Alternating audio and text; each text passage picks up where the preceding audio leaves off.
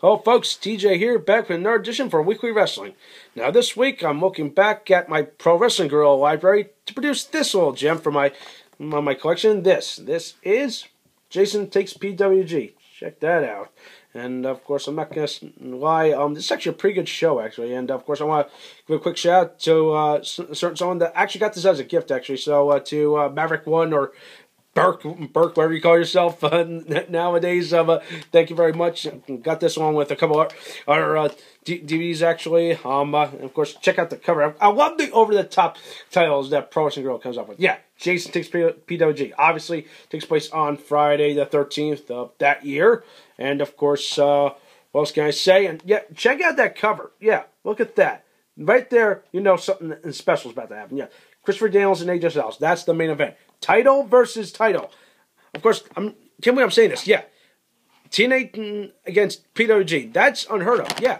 Imagine, yeah, that would never happen. Not even in years.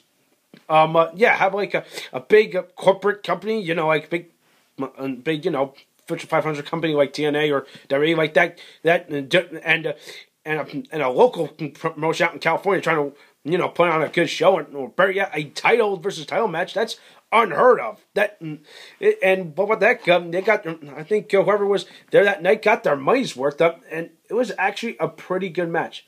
And I'm not gonna lie to you right now, okay? Forget any of their clashes in TNA or any clashes in Ring of Honor, wherever. In my opinion, this was their better contest. Why? Because let me tell you something, okay? You've seen all their clashes probably on television or on pay-per-view, and they're good. But let me tell you something about that. When you take the television or the pay-per-view aspect, because they got strict to, you know, certain time restraints or follow like a storyline. When you take that picture and you put them on a local event like something like this, you get something freaking amazing. And they did a phenomenal job. I'm not going to tell you what the outcome is or what happens. There's a lot happens in this match. It is absolutely phenomenal. I definitely recommend this event. As for the undercard, I'm going to breeze through this, no particular order.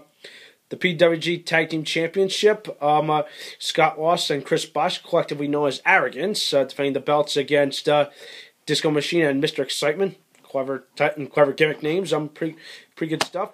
Good tag team attraction for what it's worth. You know, typical stuff. Typical turn off the ring. Typical tag team tactics. I'm throwing some high flying. Of course, throwing the you know, the show off spots because of their gimmicks. You know, they're called Arrogance for a reason, actually. So, pretty good. I thought they could have improved. They could have made a match a little better, but what the heck? I think they were trying to save room. You know, make people, you know, wanting to see the main event, the title versus title match, actually. But what the heck? I'm moving on. There was a guerrilla warfare match between Super Dragon and Excalibur. And for those of you that are not familiar with what that kind of match is, it's pretty much a no disqualification match. Yeah, like pretty much throw the rule book out the window. It's pretty much a hardcore match. It gets nuts. It gets crazy. And because of that event, actually, that leads to the eventual reveal of Super Dragon 2, which, as it says on the cover, and what the heck? You'll be surprised who it is, actually. And if you are fans of Pro Wrestling Guerrilla and you have this event or remember this event, you know who it is. I ain't telling you much more. Rest of the show, nothing too special. Triple threat tag team attraction. It was Scorpio Sky and Quicksilver against Shane and Shan Ballard and Hook Bomberry and Top Gun Tower. How you pronounce that guy's name? I don't know. Like I said, weird gimmicks or funny gimmicks. What we expect. This is Pro Wrestling Guerrilla. Over the top stuff. Make some cool stuff. And of course, but that it's a three-way tag. I thought that was good for variety. Like throwing a three-way tag, and of course, especially throwing you know, Scorpio Sky and Quicksilver's lucha ability. I thought that was added flair to this pretty cool show, actually, and some good stuff, actually. Nothing else too special. Generico was in action. Kevin Steen was in action. Ricky Reyes took on Nosawa. Interesting filler match there. That's pretty much that, actually. It's some good stuff, actually. I'd highly recommend it. If you're a Pro Wrestling Guerrilla fan, I definitely say pick this up.